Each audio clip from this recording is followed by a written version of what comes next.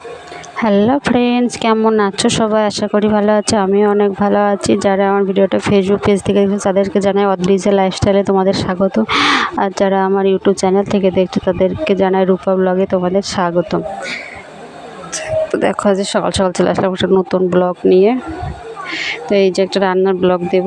সকালবেলা মাছের ডিম ভেজেছিলাম, সেই মাছটাই ডিমটা কিছুটা রয়ে গেছে। আর কড়াইতে যে তেলটা ছিল ওই তেলটাই গরম করে তার ভিতরে মাছগুলো দিয়ে ভেজে নেব এক এক করে। এই যে আমার যেহেতু অনেকটাই মাছ আছে, একবারে হবে না, দুবারে ভাজবো। চলো তোমাদের সঙ্গে সেটাই শেয়ার করি গল্প করতে করতে। আসলে কি বলো তো, আমরা খুবই সাধারণ মানে এক কথায় গরিব বললে চলে, এইরকম আমরা এরকম পরিবেশ থেকে বিলং করি, ঠিক আছে? তো সেই জায়গায় দেখতে গেলে হ্যাঁ, বেশিরভাগ দিন আমি উনুনে রান্না করি, সেটাই দিচ্ছি।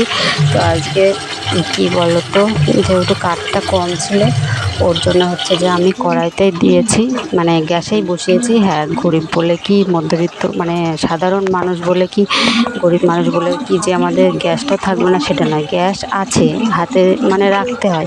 হঠাৎ করে কেউ আসলো তখন কি করবো বলো?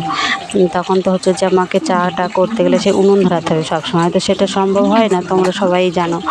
তো সেই কারণে গ্যাসটাকে রাখতেই হয়। তো দেখো আমি এক এক করে সব করে নিচ্ছি, আলু টালুগুলো কেটে নিচ্ছি। আর এখানে আর একটা কথা বলে নিই, কী বলতো, যেহেতু আমার হচ্ছে যে ফোন ধরে দেওয়ার কেউই নেই, মেয়েটা আছে, মেয়েটা অনেকটাই ছোটো, ওকে বললে যে ফোন ধরে দাও, ফোন ধরে দেওয়ার কথা বলতে গেলে ও সেই ফোনটা ধরবে এদিকে হেলিয়ে ঘুরিয়ে, তো আমার পছন্দ হয় না। তো ভাবে আমি নিজে যেটুকু পারবো নিজে ফোন ধরে নিজে ভিডিওটা করব, চেষ্টা করি। তো দেখো তোমার সঙ্গে গল্প করতে করতে আমার মাছ ভাজাটা কমপ্লিট হয়েছে। অ্যাকচুয়ালি কমপ্লিট হয়নি, এখনও কিছুটা মাছ আছে, সেই মাছটা দেবো। তো দেখো এই যে মুড়োটা দিয়ে দিলাম, দেখো এই মাছটা ভাজা হলেই হয়ে যায়।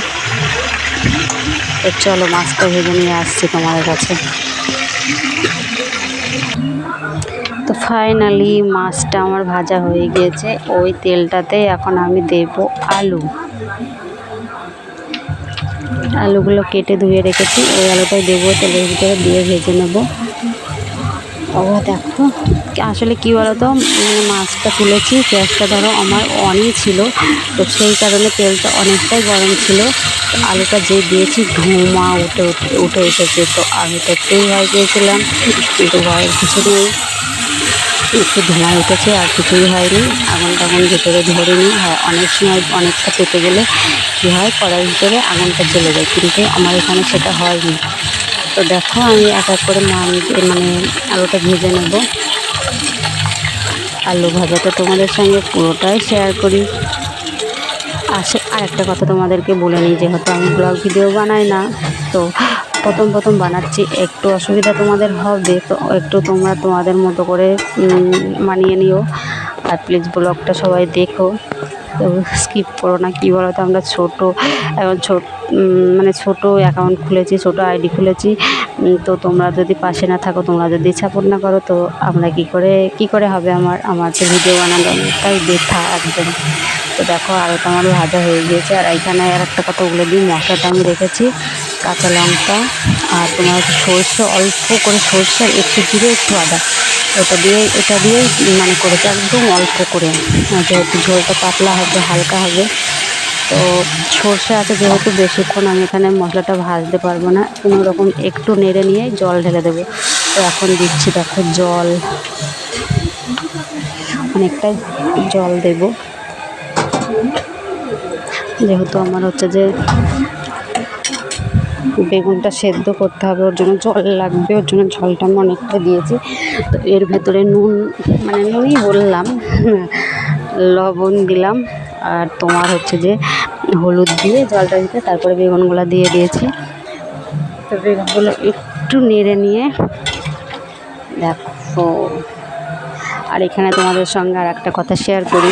তো দেখো হলুদের কালারটা অতটা টকটক করে না, কারণ কী বলো তো, এটা আমাদের চাষের জমির হলুদ, তো সেই হলুদটা নিয়ে এসে মানে যেভাবে হলুদ তৈরি করে আর কি, ঘরে কোটা হলুদ।